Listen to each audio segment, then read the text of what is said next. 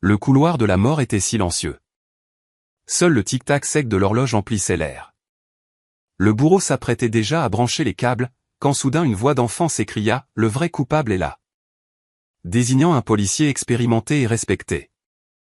Le temps sembla se figer et, à partir de cet instant, la mort cessa d'être la fin pour se transformer en le début de quelque chose d'encore plus grand. Le couloir de la mort ressemblait à une tombe vivante. L'air était lourd, presque suffocant, comme si même les murs respiraient la peur. Francisco, un homme noir de 44 ans, journaliste d'investigation, était assis sur la chaise électrique.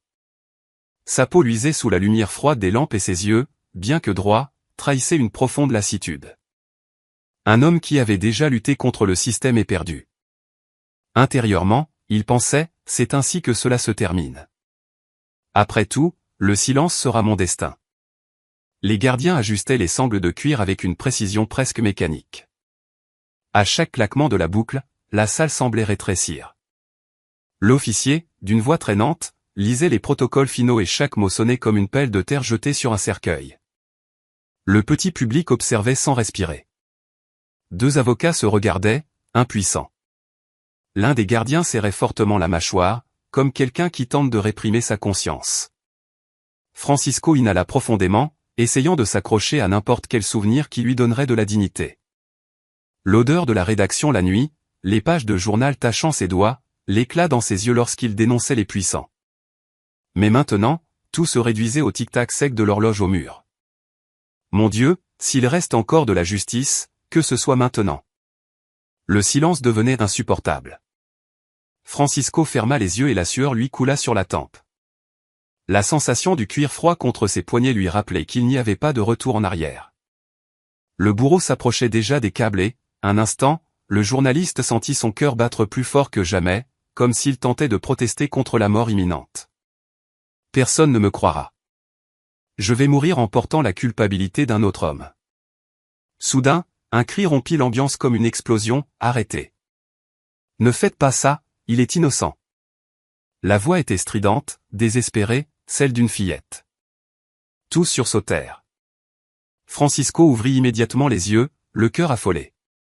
Une fillette courait le long de la salle, les larmes coulant sur son visage, son petit corps trébuchant presque à cause de sa propre hâte. C'était Isabelle, 9 ans. Elle se posta devant le juge, les gardiens, les avocats et répétait à grands cris, « Arrêtez tout de suite. Il n'a tué personne. Le vrai coupable est là. » L'officier, abasourdi, leva la main, tentant de faire taire le chaos. « Fillette, que fais-tu ici? Pourquoi dis-tu ça ?» Isabelle, le visage rougi par les pleurs, désigna d'un doigt tremblant le fond de la salle, où Gustavo, le policier respecté, restait immobile. Ce que personne n'imaginait alors, c'est que Gustavo était marié à la mère d'Isabelle. La fillette accusait son propre beau-père. L'homme sur la chaise électrique est innocent. Je l'ai vu de mes propres yeux. C'est Gustavo qui a tué cet homme. C'était lui. La révélation fut un coup collectif. Francisco ouvrit les yeux démesurément grands, incapable de croire ce qu'il entendait. Le bourreau s'arrêta, la main suspendue au-dessus des câbles comme figée. Gustavo porta la main à sa poitrine, son expression dure transformée en surprise contenue. Le murmure se propagea rapidement, des avocats se levant, des spectateurs chuchotant entre eux. L'un des gardiens regarda directement le juge, qui se leva de son siège, le visage dominé par l'étonnement. « Suspendez immédiatement l'exécution », ordonna-t-il d'une voix ferme, tandis que le bruit de pas pressés emplissait la salle. Le protocole avait été rompu. Le silence absolu se transformait en un tourbillon de voix, d'ordre, d'incrédulité.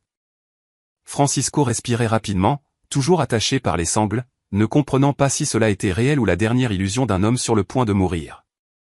Ses pensées bouillonnaient, cette fillette, pourquoi est-elle ici? Pourquoi maintenant? Que se passe-t-il? Mais au milieu de la panique collective, une certitude commençait à naître. Pour la première fois, il sentit que peut-être il ne mourrait pas ce jour-là. Peut-être cette voix d'enfant était la clé que personne n'attendait. Peut-être le destin venait de changer de cap. Isabelle fut emmenée à la salle de déposition, haletante, comme si le courage qu'elle avait eu pour interrompre l'exécution s'évanouissait maintenant sous le poids du silence qui s'ensuivit. Elle s'assit sur une chaise trop grande pour son petit corps, les pieds pendant sans toucher le sol. Le juge, 2 procureurs et un gardien observaient chacun de ses gestes. Francisco, menotté, restait appuyé contre le mur, le regard fixe, comme quelqu'un qui s'accroche à l'espoir que ses mots soient la clé de sa liberté. La fillette inspira profondément, retint ses larmes et commença à parler. La voix encore tremblante. Comme je l'ai dit, Gustavo, c'est mon beau-père, il vit chez nous. Depuis qu'il est entré dans la vie de ma mère, Jordana, tout a changé. Elle a commencé à obéir à chacun de ses mots, mais ce n'était pas seulement de la peur. Elle l'aidait. Elle faisait ce qu'il commandait et m'obligeait à obéir. Je me rendais aussi compte qu'elle le croyait, qu'elle était de son côté en tout. Ma mère me regardait comme si j'étais un problème et non une fille. Non seulement elle se taisait, mais elle me faisait taire aussi. L'un des procureurs s'installa sur sa chaise tandis que le juge se penchait légèrement en avant, captant chaque détail. Francisco ferma les yeux un instant, absorbant l'impact de la révélation. Isabelle continua maintenant avec plus de fermeté, bien que les larmes coulaient toujours, chez nous, c'était lui qui commandait, mais ma mère me contrôlait aussi, répétant toujours que je devais obéir, que je ne pouvais pas le contredire. Elle disait que j'inventais des choses, que j'étais ingrate. Je les voyais tous les 2 ensemble, toujours unis, comme s'ils étaient complices en tout. Je n'ai jamais eu nulle part où courir, personne ne me défendait. Les mots de la fillette coupaient l'air comme des lames, laissant tout le monde immobile. Le gardien détourna le regard, visiblement mal à l'aise. Alors, Isabelle frissonna en se souvenant de la nuit du crime. Elle serra les mains l'une contre l'autre, les yeux fixés sur le bois de la table et parla presque dans un murmure qui prit bientôt de la force. Ce jour-là, il est rentré chez nous en sueur, haletant, la chemise tachée de sang. Je n'oublierai jamais son expression. C'était comme s'il avait gagné une bataille. Je l'ai entendu, lui et ma mère, converser dans la cuisine. Il disait, c'est fait. J'ai tué l'homme et incriminé ce journaliste fouineur. Maintenant, il ne se mêlera plus de mon affaire. Et elle a répondu que personne ne soupçonnerait, que je n'oserais rien dire. Ils riaient, ils étaient complices. L'un des procureurs laissa échapper un murmure d'incrédulité. Francisco ouvrit brusquement les yeux, sa poitrine se soulevant et s'abaissant rapidement, comme s'il luttait contre la rage et l'urgence. La fillette fit une pause. Sa voix se brisa de nouveau, mais elle poursuivit avec courage, « Je n'ai pas supporté et je suis allé demander ce qui s'était passé, pourquoi il était comme ça. » Ma mère pâlit, mais ne me défendit pas. Elle-même dit que si j'ouvrais la bouche, personne ne me croirait. C'est Gustavo qui compléta, « Si tu parles, on ne te reverra plus jamais. Tu vas disparaître comme cet homme. » Ma mère est restée de son côté, répétant que je devais obéir, que si je parlais tout serait de ma faute. La salle se glaça d'un coup. Le juge se pencha en arrière sur sa chaise, stupéfait, tandis que l'un des procureurs serrait le poing sur la table. Isabelle essuya ses larmes avec la manche de sa blouse, mais ne s'arrêta pas. J'ai gardé le silence parce qu'ils m'ont fait croire que tout le monde serait contre moi, que Gustavo était plus fort que n'importe quelle loi. Et ma mère, non seulement elle ne m'a pas protégé, mais elle me faisait aussi pression tous les jours, me faisant sentir que j'étais son ennemi et non sa fille. Je me cachais dans ma chambre en priant pour que la porte ne s'ouvre pas. Je savais que si je parlais, ils me détruiraient. Je savais que pour eux, je n'étais qu'un obstacle. L'impact fut dévastateur. Le juge inspira profondément, se passant la main sur le visage comme s'il cherchait à se ressaisir. Francisco, quant à lui, ne put se contenir. Toujours menotté, il se pencha en avant d'une voix basse et chargée d'émotion, « Isabelle, tu as été très courageuse. Personne n'aurait dû te faire porter ça toute seule. » La fillette le regarda, les yeux remplis de larmes, mais ferme. À cet instant, la même enfant qui avait sauvé sa vie devenait aussi l'accusatrice d'un système qui avait échoué à la protéger. Le procureur inspira profondément, ferma son dossier avec force et dit, « Cette affaire doit être rouverte immédiatement. Ce qui a été ignoré auparavant ne peut plus rester caché. » Le témoignage d'Isabelle tomba comme une bombe dans les couloirs du tribunal. La fillette n'avait pas seulement interrompu une exécution, mais elle exposait maintenant des détails qui liaient Gustavo à un meurtre prémédité, en plus de révéler la complicité de Jordana, sa propre mère. Le juge, visiblement affecté, ordonna immédiatement la réouverture de l'affaire. La nouvelle se propagea rapidement. Les journaux locaux affichaient déjà des titres. Les reporters couraient de tous les côtés et le nom de Francisco, jusqu'alors marqué par le déshonneur, commençait à être prononcé avec de nouvelles intonations. Maintenant, il y avait un doute. Il y avait une fissure dans la certitude construite contre lui. Un nouveau procureur fut désigné pour l'affaire, quelqu'un de prêt à affronter les échecs évidents de l'enquête précédente. Il étudia chaque détail, compara les dossiers, convoqua des témoins oubliés. Parmi les papiers poussiéreux surgirent des preuves ignorées ou délibérément omises, des empreintes digitales qui ne correspondaient pas à Francisco, des expertises aux signatures falsifiées, des témoins qui, réinterrogés, admettaient avoir été intimidés par des figures liées à la police. Francisco suivait tout en silence, les mains encore marquées par les menottes, mais les yeux allumés par la première étincelle de véritable espoir. Pendant ce temps, la ville s'agitait. Les gens qui crachaient auparavant par terre en entendant le nom du journaliste, chuchotaient maintenant dans les boulangeries, les bars et au coin des rues, et s'il est innocent? Et si tout était un piège? Le poids de la culpabilité collective commençait à s'installer. Beaucoup se souvenaient des reportages courageux que Francisco avait écrits, dénonçant la corruption policière et politique locale. Les pièces commençaient à s'assembler. Il l'avait réduit au silence précisément parce qu'il était gênant, parce qu'il était le genre de journaliste qui n'acceptait pas de fermer les yeux. Le nouveau procureur convoqua une conférence de presse et ces mots résonnèrent avec force, les preuves présentées par la témoin Isabelle ouvrent une nouvelle ligne d'investigation. Il existe des indices clairs de manipulation procédurale. L'intégrité du procès original est compromise. Les flashs éclataient sans cesse. Les caméras se concentraient sur Francisco et, pour la première fois depuis des mois, son image n'était pas celle d'un assassin sur le point de mourir, mais celle d'un homme injustement condamné. Il pensait, vais-je enfin pouvoir respirer sans l'ombre d'une culpabilité qui ne m'appartient pas? Les enquêteurs découvrirent aussi que Gustavo avait un accès privilégié aux documents de l'affaire. C'était lui qui accompagnait les procédures, qui manipulait les informations, qui écartait les preuves qui pouvaient exonérer Francisco. La figure du policier exemplaire s'écroulait aux yeux de la communauté. Chaque nouvelle révélation montrait un schéma clair. Gustavo avait construit, pas à pas, le piège parfait. Mais maintenant, sa propre belle-fille avait tiré le fil qui commençait à défaire tout le tissu de mensonges. Le mandat d'arrêt contre Gustavo fut délivré rapidement. Le mandat circulait à la radio et à la télévision et l'image du policier apparaissait dans les journaux télévisés. Francisco, toujours dans une cellule provisoire, fut informé que sa condamnation était sur le point d'être annulée. L'un des gardiens, qui auparavant le traitait avec mépris, lui dit cette fois à voix basse, « Tu vas sortir d'ici, Francisco. Tu n'aurais jamais dû y entrer. » Ces mots résonnèrent comme un baume, mais aussi comme un avertissement. La chasse contre Gustavo ne faisait que commencer. Cependant, lorsque la police se rendit pour exécuter le mandat, la nouvelle frappa comme un coup de poing à l'estomac de tous, Gustavo avait disparu. Sa maison était vide, sa voiture abandonnée et les voisins disaient ne pas l'avoir vu depuis des heures. C'était comme s'il avait pressenti les taux. Le risque augmentait. Francisco était sur le point de retrouver la liberté, mais un fantôme encore plus dangereux rôdait dans les rues et personne ne savait ce qu'il pourrait faire maintenant qu'il avait été démasqué.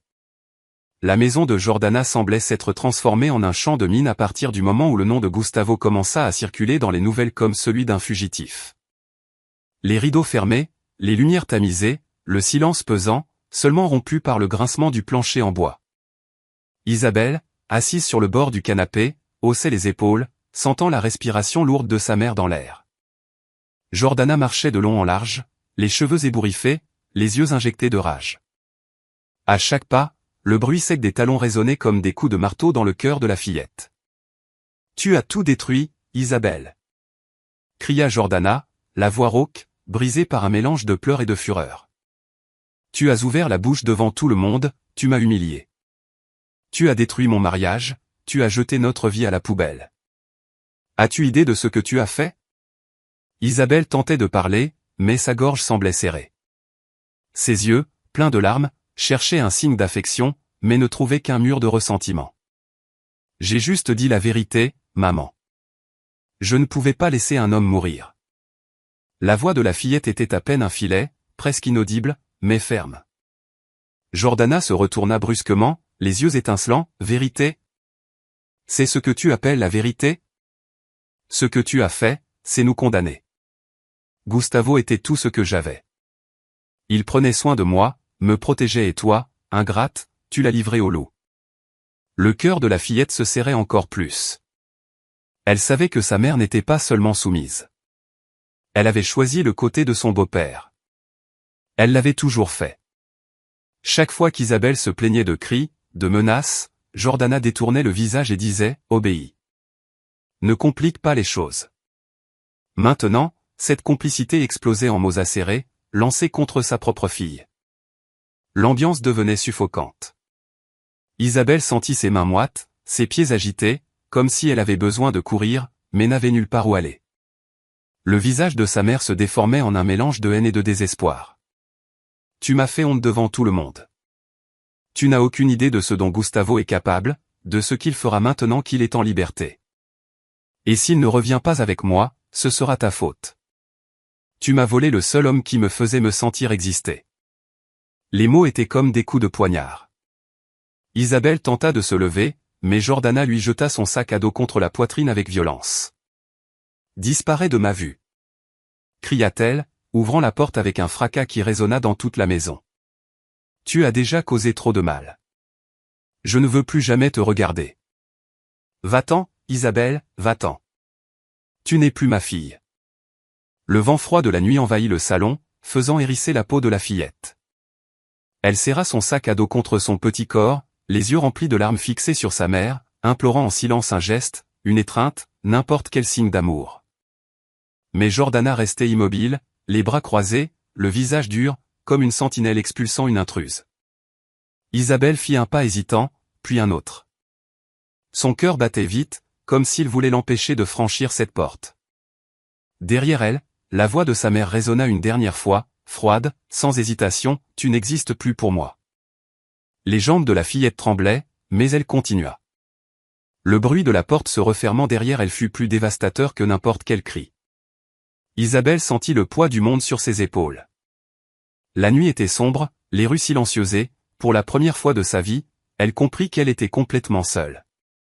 Le sac à dos serré contre sa poitrine et les yeux pleins de larmes, Isabelle marcha sans but, sentant le froid traverser ses vêtements fins. À chaque pas, le souvenir des mots de sa mère brûlait comme un fer rouge, « Je ne veux plus jamais te regarder. » Et tandis qu'elle disparaissait dans l'obscurité, la même fillette qui avait sauvé un homme de la mort était maintenant jetée sans pitié dans les bras de la solitude. La nuit semblait n'avoir pas de fin pour Isabelle. Elle marchait sans direction. Les rues mouillées par la bruine reflétaient les poteaux jaunâtres. Le sac à dos pesait plus par l'abandon que par son contenu. Chaque coin de rue lui apportait une sensation de peur, comme si des ombres l'observaient.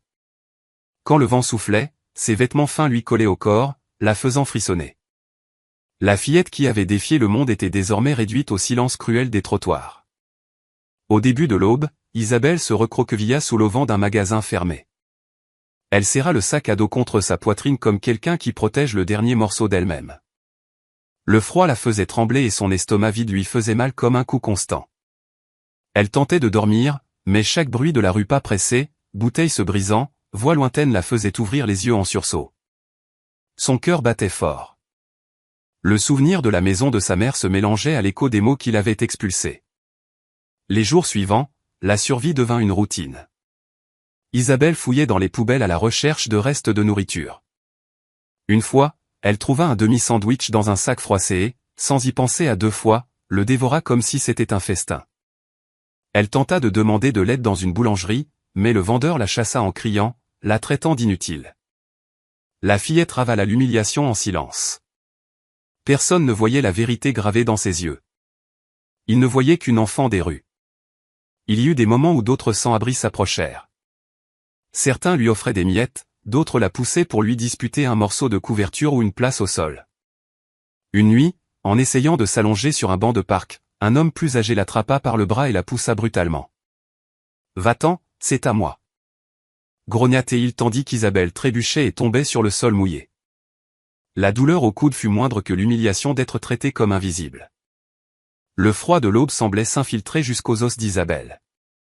Des jours passés à dormir sur des cartons et sous des auvents lui avaient déjà appris à survivre, mais la solitude était une douleur qui ne diminuait pas. Cette fillette, qui avait eu le courage d'affronter la mort et de crier la vérité devant les juges et les policiers, n'était plus qu'une petite invisible perdue entre les ruelles. Ses pieds nus étaient blessés, ses mains sales et son sac à dos, son dernier souvenir d'un foyer, semblaient de plus en plus lourds. Son regard errait dans la ville, cherchant en vain un visage ami. C'était le présage que quelque chose d'encore pire était sur le point d'arriver. À la fin d'un après-midi gris, alors que des nuages chargés couvraient le ciel, Isabelle se réfugia dans une ruelle étroite près d'une boîte en carton trempé. Elle tentait de dormir, mais le froid la faisait trembler. Soudain, le rugissement d'un moteur rompit le silence. Une voiture noire aux vitres teintées se gara lentement à l'entrée de la ruelle. Les phares allumés éclairaient les murs humides, projetant la petite ombre de la fillette contre le mur. Le cœur d'Isabelle s'accéléra. Elle ne savait pas pourquoi, mais quelque chose en elle criait « Cours !» Elle tenta de se lever, mais ses jambes fragiles ne furent pas assez rapides. La porte de la voiture s'ouvrit avec violence, le claquement résonnant comme un coup de tonnerre. Et alors, la voix, une voix qu'Isabelle n'oublierait jamais, « Je t'ai trouvée, morveuse !» C'était Gustavo. Le policier en fuite, l'homme qu'elle avait démasqué devant le monde, était là. La peur s'empara de chaque centimètre du corps de la fillette. Isabelle s'enfuit en courant par la ruelle. Ses pieds glissaient dans l'eau sale, mais les pas lourds derrière elle s'approchaient rapidement. Gustavo la rattrapa en quelques secondes. Sa main rêche lui saisit le bras comme une griffe. Isabelle cria, se débattit, griffa, mais il ne céda pas. « Tu as ruiné ma vie !» rugit-il, la traînant sans pitié. « Maintenant, je vais en finir avec la tienne. » La fillette criait désespérément, le son de sa voix rebondissant entre les murs, mais personne n'apparut. Il n'y avait pas de héros dans cette ruelle, pas de témoin, juste la brutalité d'un homme dominé par la fureur. Le petit corps fut jeté dans la voiture comme s'il n'avait aucune valeur. La porte se referma d'un coup, étouffant sa voix. Isabelle frappait la vitre, pleurait, suppliait, « S'il te plaît, lâche-moi. Je n'ai rien fait. » Mais Gustavo ne fit que serrer le volant, les yeux fixés droit devant, son rire froid transperçant le silence. Des heures plus tard, quand Isabelle reprit conscience après s'être évanouie à force de pleurer, elle se retrouva dans un endroit qui semblait sorti d'un cauchemar. Une vieille cabane perdue au milieu de nulle part. Les fenêtres étaient cassées, le toit craquait à chaque rafale de vent, le plancher était en bois pourri et l'humidité imprégnait l'air. Isabelle était attachée à une chaise, les cordes serrant ses poignets jusqu'à les marquer. Autour, la forte odeur d'essence lui envahissait les narines, suffocante. Quand ses yeux s'habituèrent à la pénombre, elle vit une silhouette à côté. Son cœur s'arrêta un instant. C'était sa mère, Jordana. La fillette pleura de soulagement un instant, croyant qu'elle était peut-être là pour la sauver. Mais le visage de Jordana ne montrait ni amour ni compassion. Il y avait de la haine, de la rancœur et une rage contenue. « Tu as tout détruit, Isabelle. » dit-elle d'une voix sèche, presque tranchante. « Tu m'as enlevé le seul homme qui me faisait sentir vivante. Tu as ruiné ma vie. » Isabelle sanglotait, la voix entrecoupée, « Maman, s'il te plaît, j'ai juste dit la vérité. Je suis ta fille. » Mais Jordana ne bougea pas. Son regard semblait plus proche de celui de Gustavo que de celui d'une mère. Gustavo, de son côté, marchait lentement dans la cabane, répandant de l'essence sur le sol. Le briquet brillait dans sa main, cliquetant chaque fois qu'il l'ouvrait et le fermait, comme un compte à rebours vers l'enfer. « Les jeux sont finis, » dit-il d'une voix pleine de haine. « D'abord tu vas regarder, ensuite tu vas sentir. » Isabelle tentait désespérément de se défaire des cordes, les larmes coulant à flots, le corps secoué de pure panique. La peur était suffocante et chaque sanglot semblait résonner entre les murs de la cabane comme une supplique au ciel. C'était plus qu'un enlèvement, c'était la condamnation d'une fillette qui osa dire la vérité. Le public pouvait ressentir la même angoisse qu'elle. Cette flamme sur le point de s'allumer pouvait consumer non seulement son corps, mais la dernière étincelle d'espoir qu'elle gardait encore. Le claquement du briquet était comme une sentence, chaque étincelle illuminant un instant le visage déformé par la fureur de Gustavo. Isabelle pleurait convulsivement, tentant de se recroqueviller sur la chaise, mais les cordes mordaient sa peau et la maintenaient prisonnière. Jordana, postée sur le côté, respirait profondément, les yeux remplis non de regret, mais de rancœur.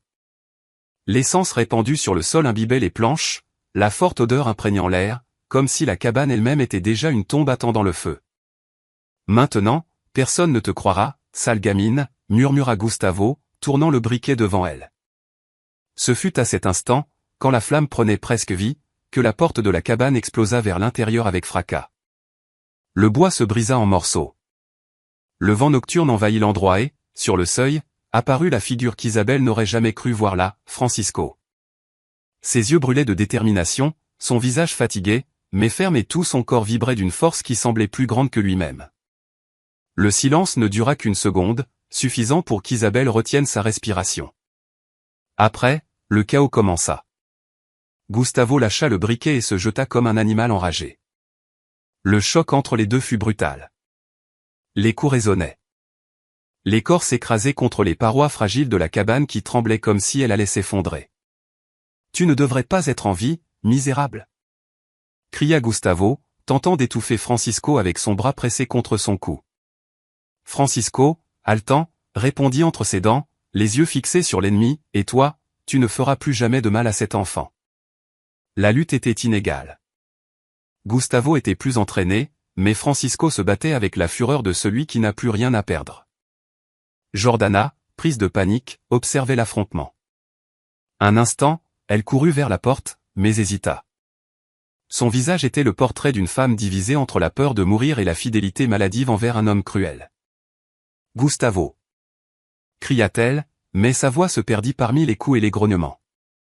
Isabelle, attachée, pleurait et implorait, « Francisco, s'il te plaît, aide-moi. Ne le laisse pas m'emmener. » Le son de la voix de la fillette sembla enflammer encore plus le courage de Francisco. Il tourna son corps et, avec un effort surhumain, réussit à désarmer Gustavo, faisant tomber le revolver qui roula sur le sol. L'arme glissa jusqu'à se trouver près de la chaise d'Isabelle. Gustavo tenta de l'atteindre, mais Francisco le saisit par les épaules et le projeta contre le mur. L'impact fit craquer le bois. Gustavo rugissait de rage, mais il n'était plus le même prédateur invincible. Francisco, en sueur, le visage ensanglanté par une coupure au sourcil, prit une corde traînant dans un coin et, après une nouvelle série de coups, réussit à le maîtriser, l'attachant avec la même brutalité que celle qui avait été utilisée contre Isabelle auparavant. « C'est fini, Gustavo.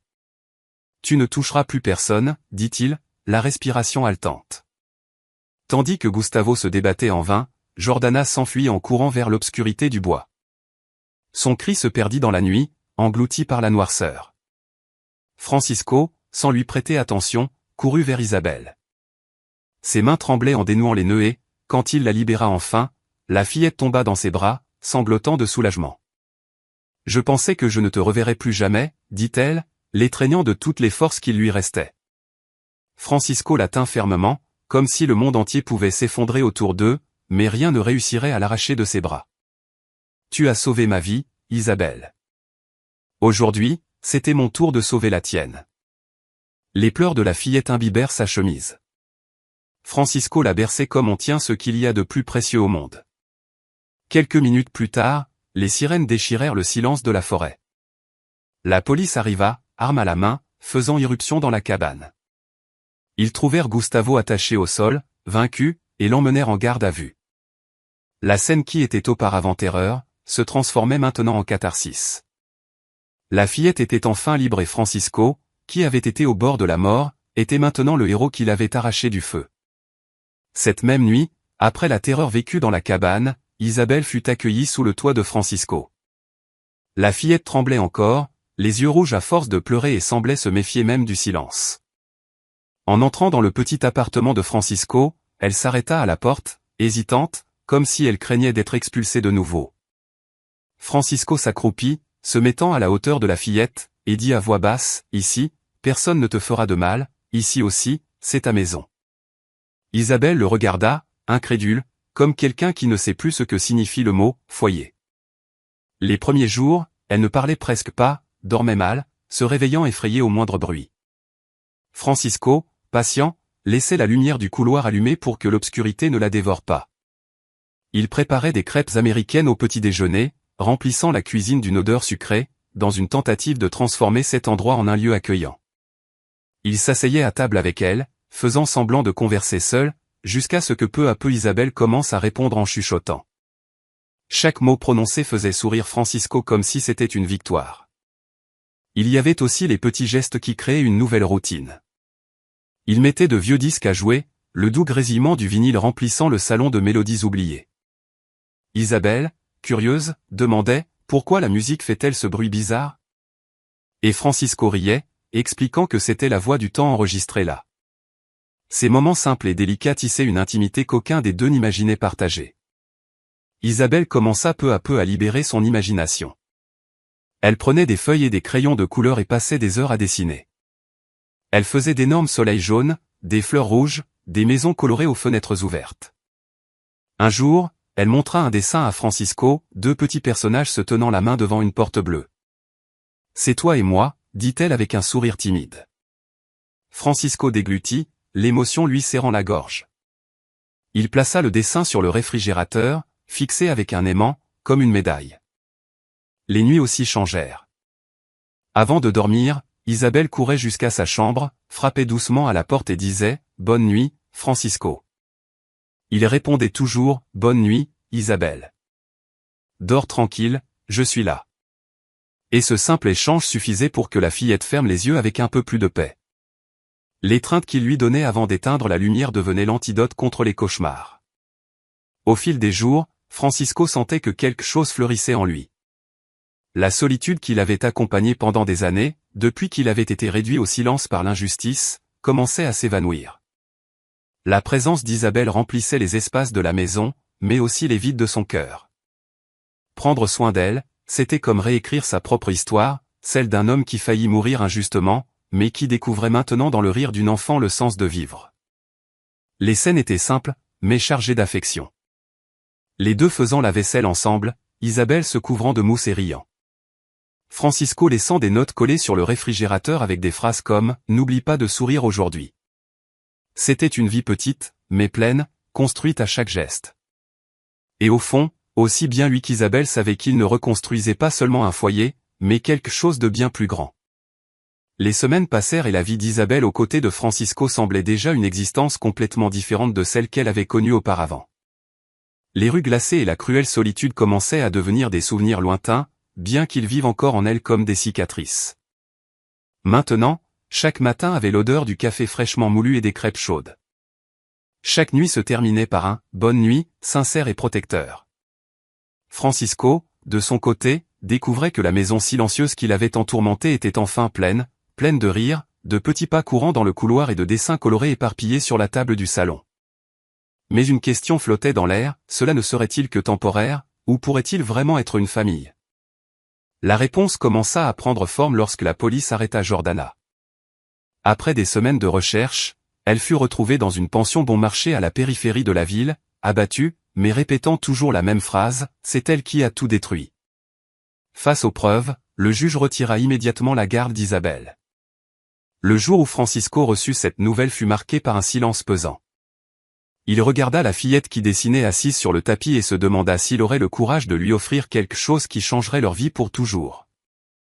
Cette même nuit, Isabelle s'approcha de lui avec la timide bravoure que seul un enfant peut avoir. Elle s'assit près du canapé, tirant doucement sa manche. Ses yeux noisettes brillaient d'attente et de peur. « Francisco, voudrais-tu m'adopter » demanda-t-elle d'une voix si basse qu'elle semblait craindre sa propre question. L'homme déglutit. Les mots pénétrèrent son cœur comme une flèche précise. Pendant quelques secondes, il garda le silence, retenant l'émotion qui menaçait de se déverser en larmes. Puis il prit les petites mains de la fillette et répondit d'une voix ferme et pleine de tendresse, « Je ne veux plus imaginer la vie sans toi. » Ces mots scellèrent un pacte invisible. Les jours suivants, Francisco entama le processus d'adoption. Ce furent de longues heures passées à remplir des papiers, à dialoguer avec des travailleurs sociaux et à revisiter toute une vie à travers des questionnaires interminables. Chaque signature semblait être une promesse renouvelée, un serment silencieux, je ne la laisserai plus jamais seule. Isabelle suivait chaque étape avec une anxiété palpable. Chaque jour, elle posait la même question, avec l'innocence et la crainte mêlées dans ses yeux, suis-je vraiment ta fille maintenant? Francisco, le sourire doux et rassurant, répondait inlassablement, tu l'as toujours été. Nous ne faisons que le mettre sur papier, pour que le monde entier puisse enfin y croire. Le grand jour arriva enfin. La salle du tribunal baignait dans une lumière claire de fin de matinée, solennelle et apaisante à la fois. Isabelle portait une robe simple, mais son sourire éclatant valait plus que n'importe quel bijou. Francisco, vêtu d'un costume impeccable, paraissait plus nerveux que lors des plus grandes audiences qu'il avait couvertes dans sa carrière de journaliste. Le juge, un homme au visage sévère et aux gestes mesurés, les observa se tenant la main. Après avoir lu les dernières formalités, il esquissa un léger sourire, presque imperceptible, avant de déclarer « C'est officialisé. À partir d'aujourd'hui, Isabelle est légalement la fille de Francisco. » À cet instant, le cœur de la fillette s'emballa. Elle leva les yeux vers l'homme qui avait bouleversé son destin, et, les larmes brouillant son regard, elle prononça d'une voix tremblante, « Papa. » Francisco, incapable de retenir ses propres larmes, l'enlaça avec toute la force de son amour, comme un homme qui serre contre lui le sens même de sa vie. À la sortie du tribunal, des journalistes attendaient, caméra prête, pour saisir l'instant. Les objectifs capturèrent l'image d'un homme et d'une fillette avançant ensemble, main dans la main, les pas accordés comme s'ils avaient toujours marché ainsi. Pourtant, pour eux, peu importait ce que le monde pouvait voir. Ce qui comptait réellement, c'était ce qu'ils ressentaient, cette certitude inébranlable de s'être trouvés au cœur de l'obscurité. Isabelle leva doucement les yeux vers le ciel et murmura, « Crois-tu que tout cela est arrivé pour une raison ?» Francisco, la voix brisée par l'émotion, répondit, « Je crois que la vie possède d'étranges manières d'unir ceux qui n'auraient jamais dû être séparés. » La scène finale prit forme dans un parc voisin. Isabelle courait sur la pelouse, riant comme elle ne l'avait plus fait depuis une éternité. Francisco l'observait, son cœur débordant d'un amour immense, un amour qui semblait avoir patienté toute une vie pour éclore enfin. Lorsqu'elle revint vers lui en courant, elle saisit sa main et dit avec une conviction enfantine, « Maintenant, je sais que j'ai une famille. » Ils s'éloignèrent ensemble, main dans la main, deux survivants qui, après avoir traversé les tempêtes, avaient fini par se retrouver. Et tandis que leur silhouette se perdait dans la lumière dorée du coucher du soleil, un message limpide s'imposait, cette histoire née dans la douleur et l'injustice s'achevait comme un témoignage éclatant de la puissance de l'amour, du courage et de la vérité. Si vous avez aimé ce récit, n'oubliez pas de vous abonner à la chaîne pour découvrir d'autres histoires comme celle-ci. Laissez un like pour nous soutenir, et activez la cloche de notification afin de ne rien manquer. Cela nous aide à continuer à créer le meilleur contenu pour vous. À très bientôt pour une nouvelle vidéo.